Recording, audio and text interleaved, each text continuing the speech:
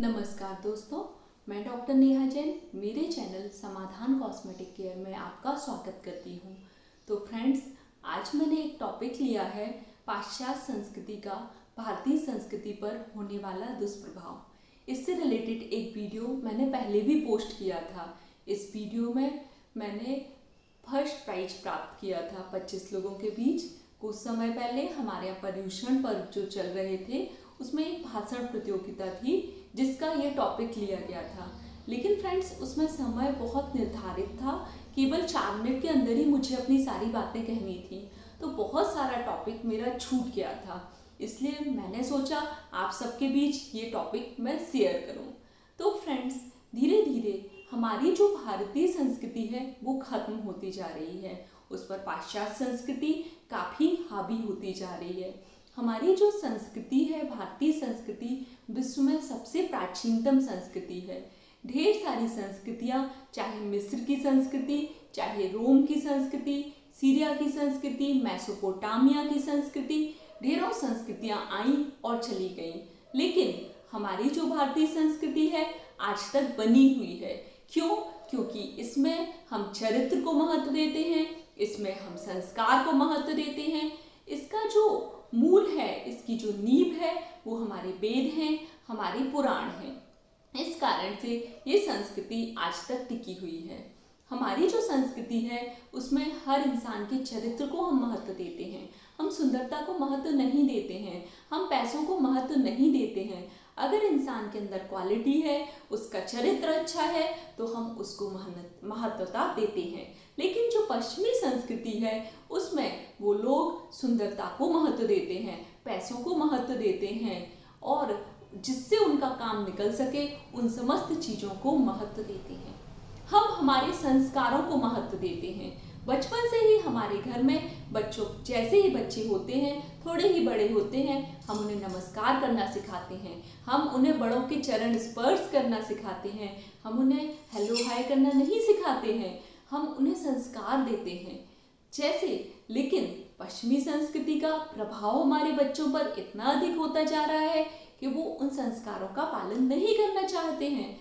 लेकिन आजकल बच्चे देर से सो के उठते हैं, उन्हें कई महीनों तक सुबह के सूरज देवता के दर्शन ही नहीं होते हैं, क्योंकि वो लेट नाइट सोते हैं, लेट सुबह उठते हैं। हमारी संस्कृति में तो पहले जल्दी सोते थे, जल्दी सुबह 5 बजे 4 बजे उठ जाते थे, योगा करते थे, प्राणायाम करते थे, सूर्य नमस्कार करते थे, ओम का नाद करते थे, जिससे हमारे अंदर स्टैमिना डेवलप होती थी, हमारे अंदर रोग प्रतिरोधक क्षमता डेवलप होती थी। हम अपने जीवन को पूजन पाठ से लगाते थे, प्रभु की पूजन करने से हमारे अंदर पॉजिटिव एनर्जी आती थी। लेकिन आजकल सुबह हमारी जो शुरुआत होती है वो फिल्मी गानों की धुनों से होती है, न्यूज़ चैनल खोलने से होती है।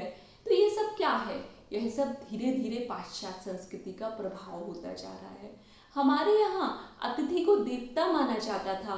कोई भी अतिथि या कोई भी गरीब इंसान भी हमारे यहाँ आ जाता था तो हमारे पास अगर 2 रोटी है तो हम 1 रोटी उसे दे देते थे, अगर 1 रोटी है तो सारा खाना ही उसे दे देते थे। लेकिन ये जो पश्चिमी संस्कृति का इफेक्ट हमारे अंदर इतना अधिक आ रहा है कि हमारे यहाँ छीनने की प्रवृत्ति होती जा रही है।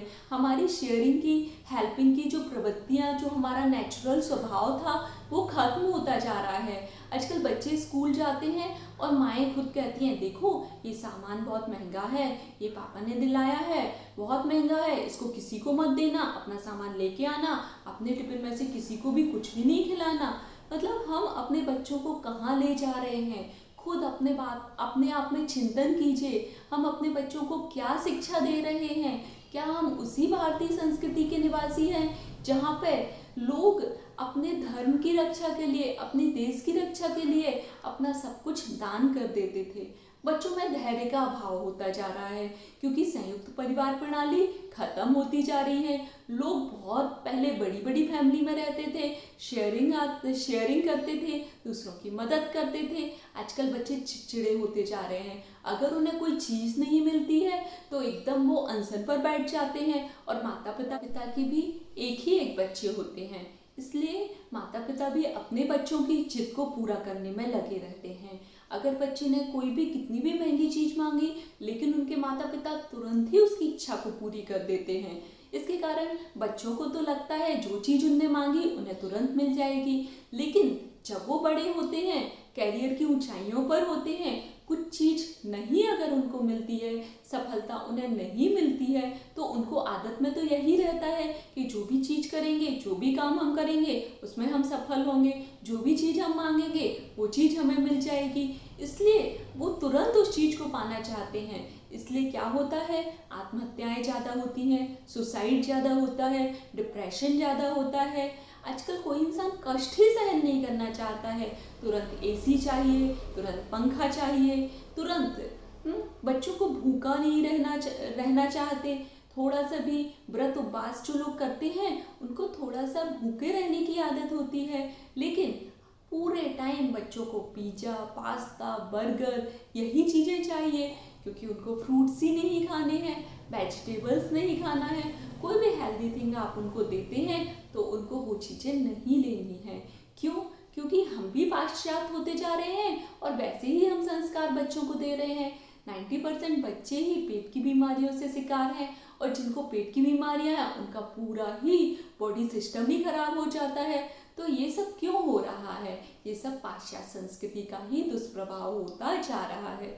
हम अपना नृत्य नहीं करना चाहते, हम अपना संगीत नहीं फॉलो करना चाहते। हमारा जो संगीत, शास्त्रीय संगीत है, वो कानों को अच्छा और मधुर लगता है, लेकिन हम जोर जोर से साउंड वाले, बड़ा बड़ा जो जोर जोर से साउंड आती है वो म्यूजिक को हम पसंद करते हैं। और हमारा जो संगीत, जिससे कई बीमारियां ठीक हो जाती थी।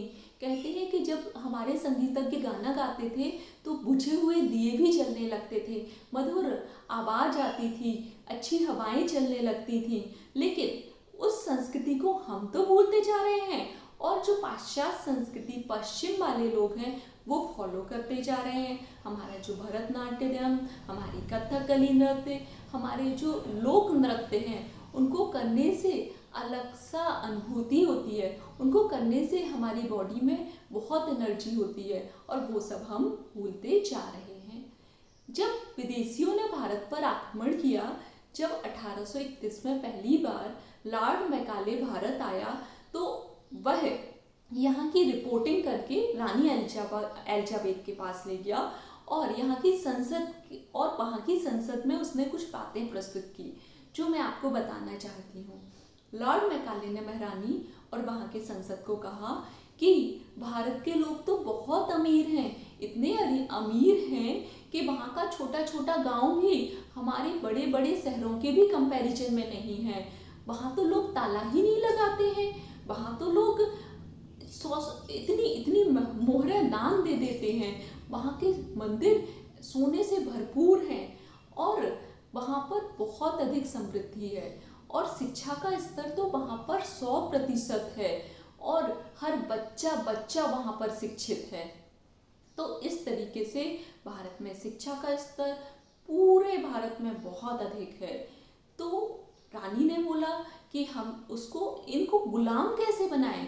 तो इन्होंने बोला कि अगर आपको भारत को गुलाम बनाना है तो सबसे पहले इनकी शिक्षा पद्धति को खत्म करिए। तो उन्होंने हमारे जो गुरुकुल, सबसे पहले हमारी गुरुकुल संस्कृति पर प्रहार किया उन्होंने, और हमारे गुरुकुलों को खत्म किया। हमारी जो मातृभाषा थी उसको खत्म किया, विदेशी भाषा को लाए, विदेशी संस्कृति को लाए, और मिशनरी स्कूलों को लाए।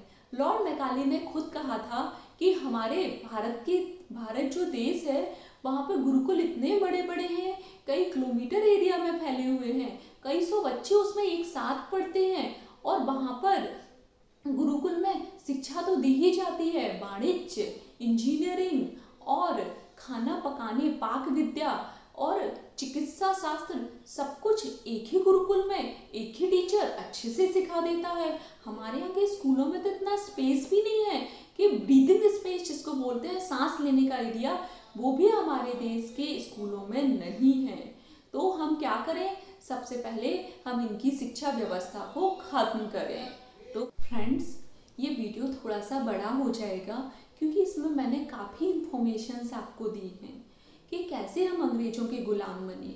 फिर दूसरा काम अंग्रेज़ों ने सबसे पहले हमारी चिकित्सा व्यवस्था पर प्रहार करके किया। उस समय 1831 में, आज से 200, 250, 300 साल पहले, तब हमारे देश में इतनी अच्छी सर्जरी की जाती थी कि बड़ी बड़ी स्किन ग्राफ्टिंग कर दी जाती थी। जब लॉर्ड मैकाले ये सब बातें बता रहा था तो वही संसद का एक इंसान बोला, हाँ, हैदर अली के साथ जब युद्ध हुआ था तो मेरी नाक टूट गई थी और बेलगांव करके गांव है कर्नाटक में, वहाँ पर एक नॉर्मल से आचार्य ने मेरी टूटी हुई नाक जोड़ दी। उन्होंने कहा कि फिर आपका सिर क्यों नहीं काटा उनने? तो उन्होंने आंसर दिया कि भारत के लोग तो बहुत दयालु हैं। मैंने जब क्षमा याचना की तो उन्होंने ऐसे ही छोड़ दिया, जबकि अगर हम अंग्रेज होते तो हम सबसे पहले ऐसे इंसान का गला काट देते। तो इस तरीके से सबसे पहले उनने अपनी चिकित्सा पद्धति को प्रहार किया और हमारे देश में एलोपैथिक चिकित्सा पद्धति लाए। और आज हमारी इतनी खराब कंडीशन हो गई है कि हम सभी एलोपैथिक पर इतना विश्वास करने लगे हैं कि हमारे देश का जो आयुर्वेद शिक्षा पद्धति है, चिकित्सा पद्धति है, उसको हम बिल्कुल खत्म कर दिए हैं। वहाँ पर एक संत हुआ करते थे वैलेंटाइन करके, तो विदेशों में लिव इन में रहने की परंपरा है और लिव इन में रहने के कारण उनको बहुत सारी बीमारियां हो जाती हैं और वो अपने पार्टनर चेंज करते रहते हैं। और जो पार्टनर वो चेंज करते रहते हैं तो जो फीमेल उनके साथ रहती है उसको वो मिसेज नाम देते हैं। और आज हम अपनी भारतीय संस्कृति में अपनी बीवी को मिसेज नाम दे रहे हैं। सोचिए, मिसेज नाम का मतलब क्या है? कई बार मैं कई चीज़ें कुछ डिटेल में भी नहीं बता सकती हूँ कि मिसेज नाम का मतलब कितना गलत हो जाता है। और जो संत वैलेंटाइन थे उनने कुछ भारत का इतिहास पढ़ लिया, उनको भी लगा कि अरे भारतीय संस्कृति तो बहुत अच्छी है, तो हमें इसी को फॉलो करना चाहिए। तो वो लोगों की शादियां कराने लगे और लिव इन के दुष्प्रभाव बताने लगे। राजा को यह चीज़ बिल्कुल अच्छी नहीं लगी, तो राजा ने उनको फांसी पर चढ़ा दिया। इसलिए उनके जो समर्थक थे वो वैलेंटाइन डे मनाने लगे। अब हमारे यहाँ तो सभी लोग लिव इन में नहीं, हमारे यहाँ तो कोई भी लिव इन में नहीं रहता है, लेकिन हम क्यों वैलेंटाइन डे मनाते हैं? पता नहीं, क्योंकि हम पश्चिमी संस्कृति को फॉलो करने लगे हैं। मैं ये नहीं कहना चाहती कि किसी भी संस्कृति को फॉलो करना गलत है, लेकिन हमें उसकी अच्छी चीज़ों को फॉलो करना चाहिए। किसी भाषा को फॉलो करना गलत है ये भी नहीं। बहुत सारे लोग फ्रेंच सीखते हैं, इंग्लिश सीखते हैं, जर्मन सीखते हैं, लेकिन हमें अपनी मातृभाषा को कभी नहीं छोड़ना चाहिए। तो फ्रेंड्स, आपको ये वीडियो कैसा लगा आप मुझे कमेंट सेक्शन में बताइए। मेरे वीडियो को लाइक करिए, शेयर करिए और सब्सक्राइब करिए। धन्यवाद।